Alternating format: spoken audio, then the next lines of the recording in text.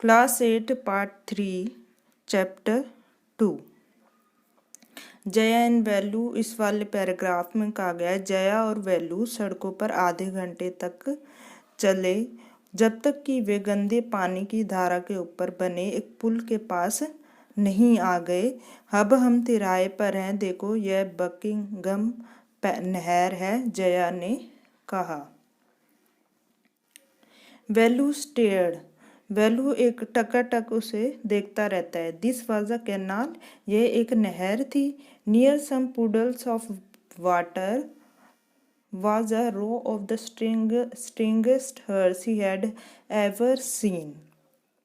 कुछ पानी के पुडल्स को बोलते हैं, पोखर बोलते हैं हिंदी में, जो एक छोटी सी जगह पे पानी इकट्ठा हो जाता है उसे बोलते हैं पुडल। कुछ पानी के पोखरों के पास अजीब सी झोपड़ियाँ की कतार थी जिसे उसने कभी नहीं देखा था। They were built out of all of sorts things, metal sheets, tires, bricks, wood and plastic. जो वो झोपड़ियाँ थी वो सब चीज़ों से बनी हुई थी, मेटल शीट से, टायर से, ईंट से, लकड़ी से, प्लास्टिक से। They stood crookedly and looked as if they would fall any time.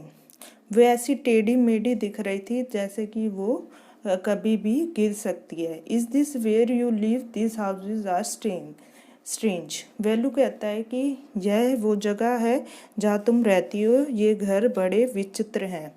गांव में घर मिट्टी और ताड़ के पत्तों से बने होते हैं। पाम ट्रीज मतलब ताड़ के पेड़। Jaya went around to one of the hers and dumped her sack outside. Jaya उन झोपड़ियों में से एक झोपड़ी के पास जाती है और अपना बोरा उस घर के बाहर उसे फेंक देती है, उसे रख देती है। Then she picked up an empty one. और उसके बाद वो एक खाली बोरा वहाँ से उठा देती है। फिर कहती है लेट्स गो, चलो। वह वेलू की तरफ मुड़ी और उसे एक धक्का दिया। कम से कम अब मेरी सहायता करो, इन्हें पहनो और मेरे साथ चलो। She threw him a pair of old shoes without laces and pushed a sack and a stick into his hand.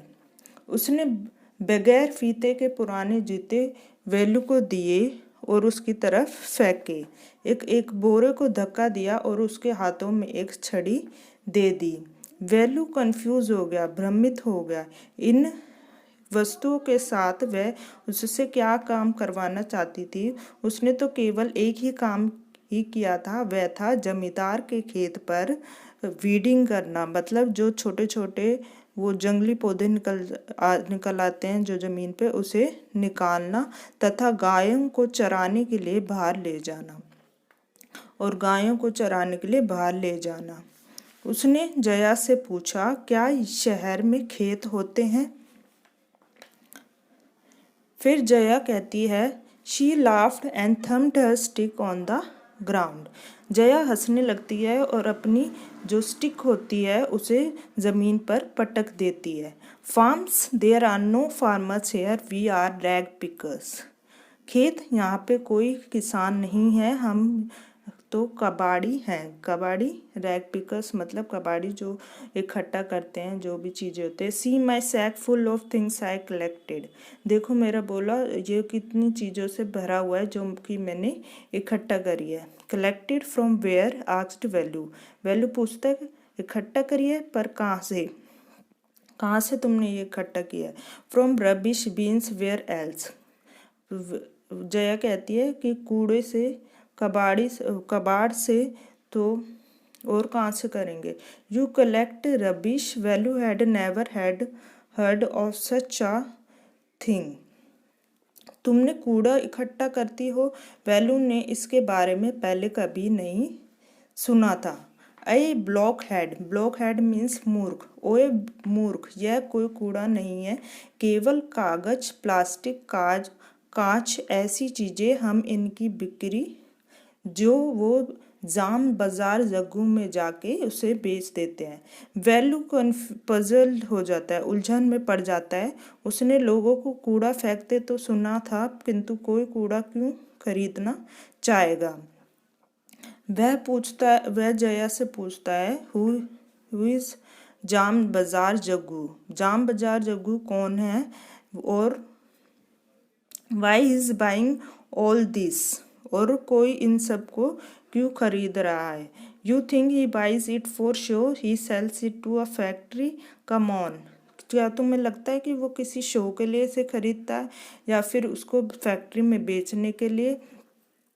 चलो मेरे पास कोई टाइम नहीं है वेस्ट करने के लिए तुम्हारी तरह, जया वैल्यू से कहती है। Value did not move, value हिला नहीं। वह घर से इसलिए भाग कर नए स्थान पर नहीं आया था कि उसे कूड़ेदानों में हाथ मारता फिरे।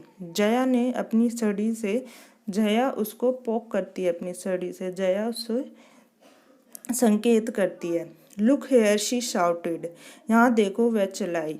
If someone gets there before us we do not get anything, अगर कोई हमसे पहले वहाँ पहुँच गया तो हमें कुछ भी नहीं मिलेगा। Don't just stand here posing, यहाँ पे मुंह बनाकर मत खड़े रहो। बिग हीरो, बड़े hero. I am trying to help you, मैं तुम्हारी मदद करना चाहती हूँ। Who filled our stomach today, किसने तो हमारा पेट भरा था आज। Velu scratched his head and sighed, Velu अपने सर को खुजलाता है ऐसे और एक हाँ भरता है। मैं इसे आज करूँगा, उसने सोचा, जब तक कि मुझे कोई बेहतर काम नहीं मिल जाता।